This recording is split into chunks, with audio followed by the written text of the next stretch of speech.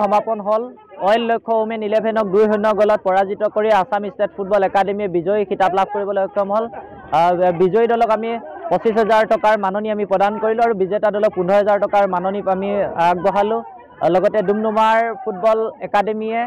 শ্ৰেষ্ঠ শৃংখলাবদ্ধ দল হিচাপে স্থান লাভ কৰিবলৈ সক্ষম হল আমি এই প্ৰতিযোগিতাখনত যিসকল ব্যক্তি সহযোগিতা আগবঢ়ালে যিসমূহ দলে ইয়াত অংশগ্ৰহণ কৰিলে আটাইসমূহ দল আৰু ব্যক্তিলৈ আমি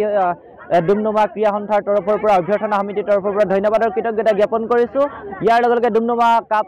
2025 সফল সমাপ্তি হল বুলি আমি ঘোষণা কৰিছোঁ লগতে যিসকলে সহযোগিতা আগবঢ়ালে আমি আটাইলৈ ধন্যবাদ আৰু কৃতজ্ঞতা জ্ঞাপন কৰি ডুমডুমা কাপৰ যিটো জয়যাত্ৰা ডুমডুমা অঞ্চলৰ পৰা খেলুৱৈসকলক বিকাশ কৰাৰ ক্ষেত্ৰত যিটো আমাৰ লক্ষ্য